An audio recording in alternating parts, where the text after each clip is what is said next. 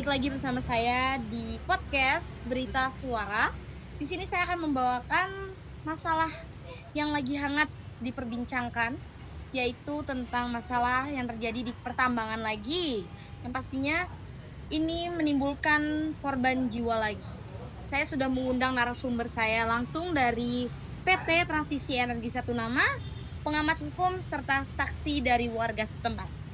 Oke, halo Mas Sofan. Boleh perkenalan dulu nih ke kamera. Ya, kenalkan nama saya Novan dari PT Tambang Emas yang lagi booming tuh. Lagi apa nih Mas Sofan? Lagi booming ya? Diberitakan oleh warga setempat.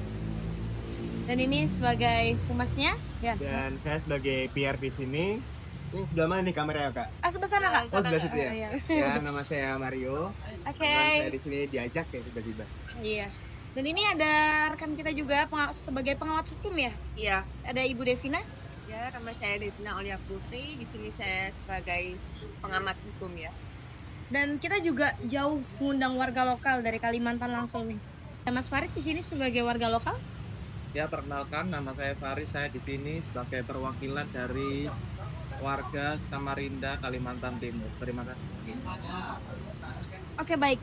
Perlu diketahui ya, Indonesia ini mempunyai tempat tambang yang besar di dunia dan berlokasikan di Kalimantan yang terbesarnya ya teman. Tapi mengapa ya Indonesia itu masih mengabaikan lubang-lubang yang tercipta atas dasar proses tambang? Ya, dimana proses reklamasi itu seharusnya sudah berlangsung semenjak penggalian tambang tersebut. Saya ingin bertanya sedikit sebagai penanggung jawab ya Mas Sofan ya. Iya. Di sini. Apa ya upaya yang Mas Sofan lakukan nih sebagai yang punya perusahaan nih untuk mengetahui bahwa korban ini nggak 1-2 loh Mas. Iya. Kalau berdasarkan berita yang saya baca itu sudah mencapai puluhan bahkan. Apa nih upaya yang Mas Sofan berikan? Mungkin upaya kami untuk menutup lubang sebesar dan sedalam itu, yakni sebenarnya sebelum jauh ke itu kita udah ada kerjasama sama pemerintah. Nah, tapi itu membutuhkan waktu yang sangat lama, 5-20 tahun, dan juga membutuhkan waktu yang sangat banyak dan besar. Nah, mungkin di lain sisi korban warga Samarinda itu kita udah mensosialisasikan dan berbincang pada warga bahwasanya kita akan kita ucap sepenuhnya bersama warga Samarinda. Baik, kalau terjadi korban selanjutnya lagi nih Pak, kan proses reklamasi itu 5-20 tahun ya. Ya, benar. Maksudnya saya tuh kayak gimana ya, ini kita bicara nyantai aja ya Mas ya. Kayak misalnya nih ada korban lagi nih selanjutnya ya. Nah, sebagai warga lokal yang tinggal di situ Mas Faris merasakan dampaknya pasti kan. Dan korban di sini rata-rata ya Mas ya, saya melihat dari persentase itu adalah anak kecil. Bagaimana menurut Mas Faris sendiri sebagai warga lokal yang tinggal di situ? Iya, kalau menurut saya sendiri ya Mbak, dari yang saya lihat di lapangan, bukan hanya di 2024 aja ya. Kameranya di sana Mas. Bukan hanya di tahun 2024 aja, tapi di tahun 2015, dan seperti yang Mbak Hanum bilang juga udah puluhan korban yang sudah termakan dari proyek Bapak gitu. Dan reklamasinya juga saya sebagai warga tidak merasakan gitu. Mungkin memang benar dari tambang tersebut warga mendapatkan pekerjaan, tapi dampaknya setelah itu berakhir itu apa? Kok bisa, kenapa lubang-lubang seperti itu dibuka gitu aja gitu sampai memakan korban? Sebenarnya itu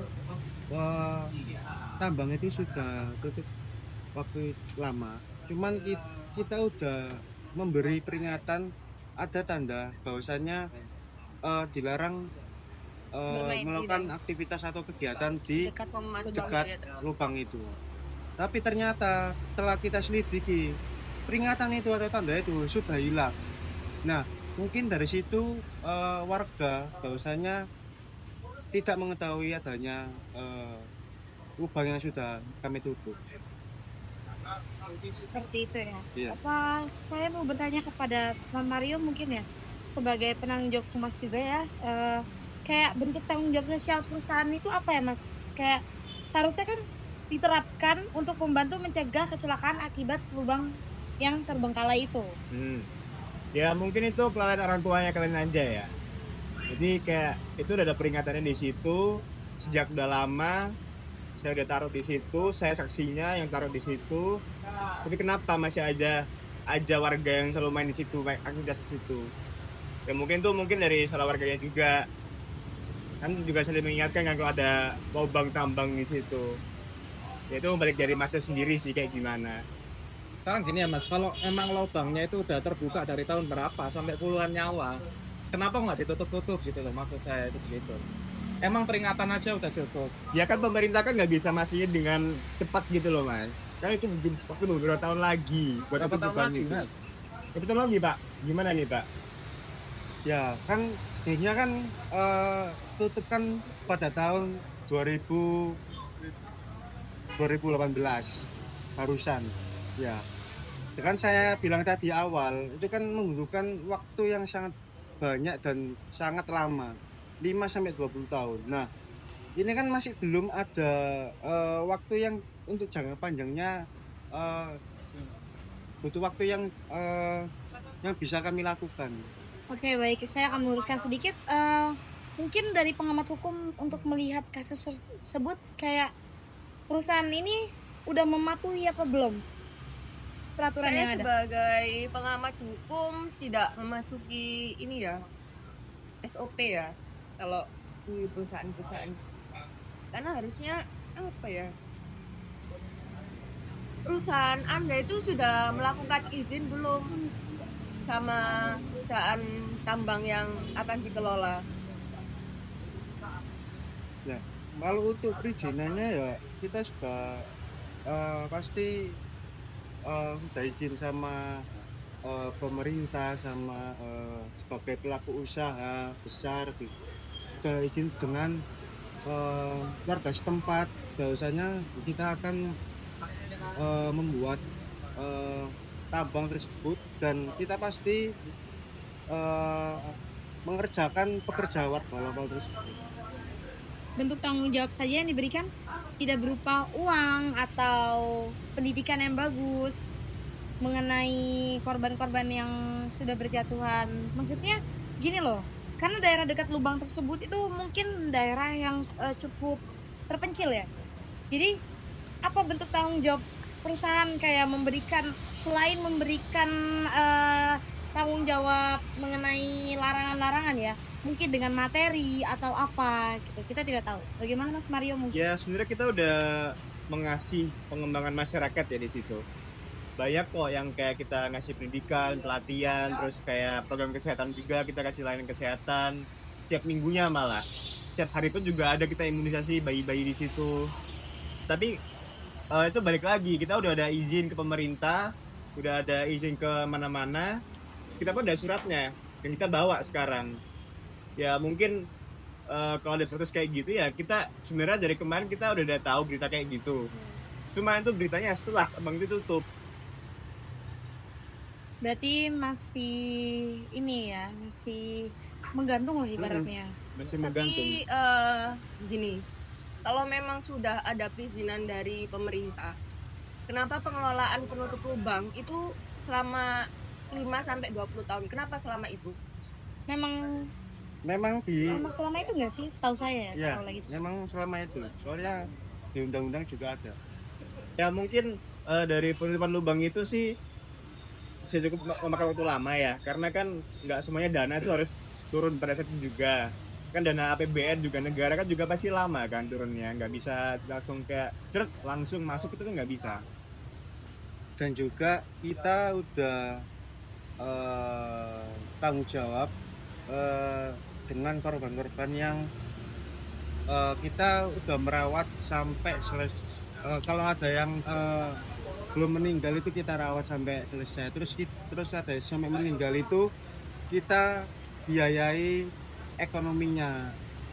Terus dan juga akibat yang lubang itu di sekitarnya itu kita sarankan untuk warga-warga yang tinggal di situ kita pindahin ke tempat yang lebih aman gitu loh.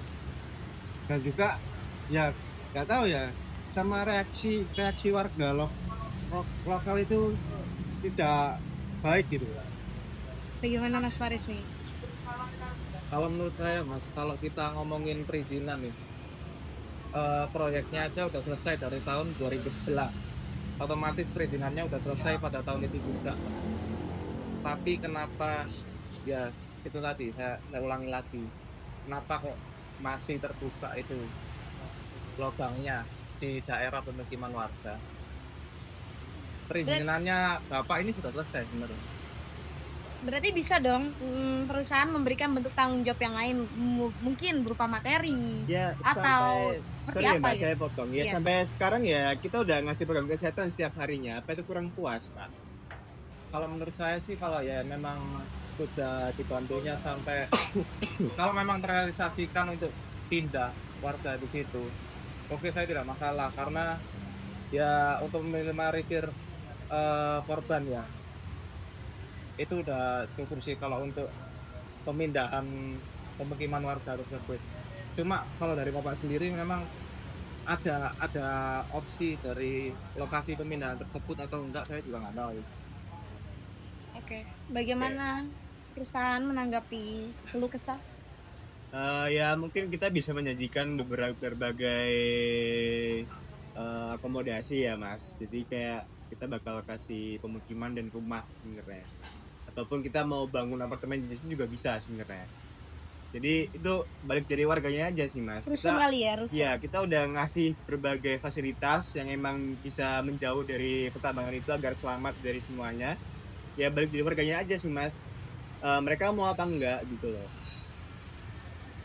Jadi sebenarnya ada feedback dan ada ini enggak sih, ada impact juga. Maksudnya setahu saya ya, dulu nih saya dengar beritanya bahwa PT Energi Satu Nama ini itu setelah memberikan lapangan pekerjaan cukup besar bagi warga sekitar.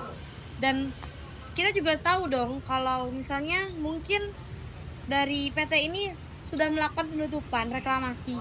Cuman ya itu galiannya tuh berapa meter ya Pak? Kedalamannya? Sekitar 35 meter. 35 meter. Ya mungkin butuh waktu lama untuk menutup lubang seperti itu ya. Karena lubangnya pasti nggak satu ya Pak. Iya. Banyak sekali di situ.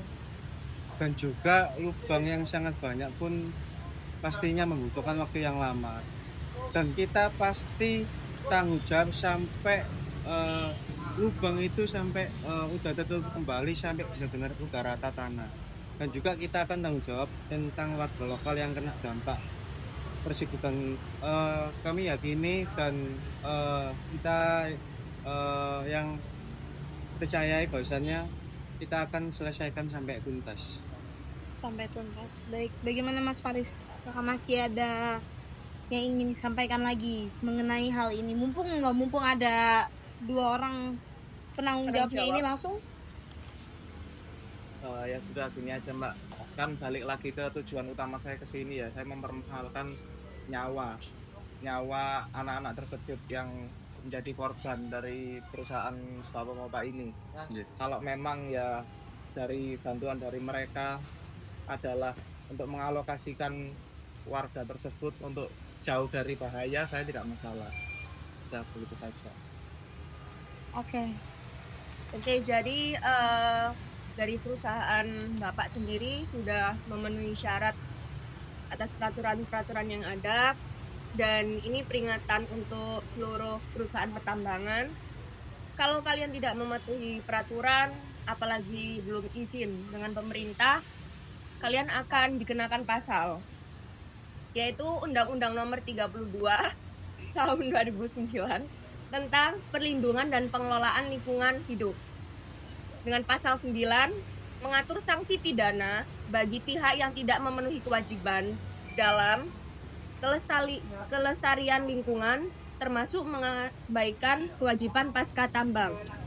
Dan Undang-Undang Nomor 13 tahun 2003 tentang ketenaga kerjaan, pasal 86 mengatur mengatur kewajiban perusahaan untuk menyediakan tempat kerja yang aman, sehat bagi pekerja.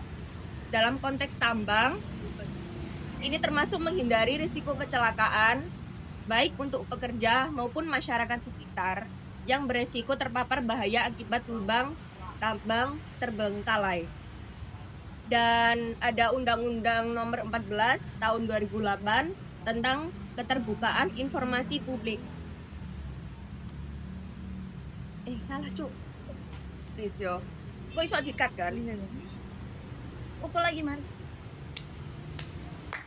Dan ada Peraturan Pemerintah Nomor 78 Tahun 2010 tentang reklamasi dan pasca tambang.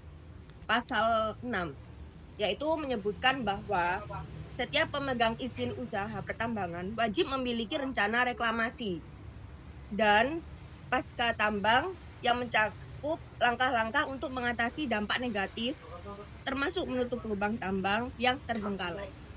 Gitu. Oke, baik. Sudah cukup pembahasan pada hari ini ya, Pak.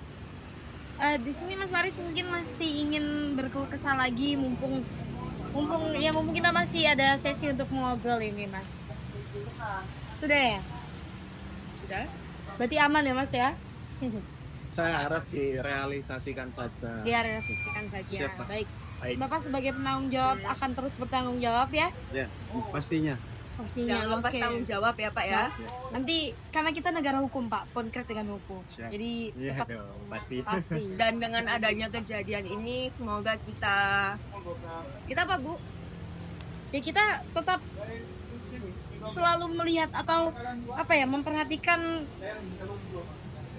Keadaan keadaan sekitar ya. sekitar, lingkungan. Apalagi Kalimantan itu lekat banget katanya dengan tambang. Barangkali kita bisa bekerja di tambang juga, Pak.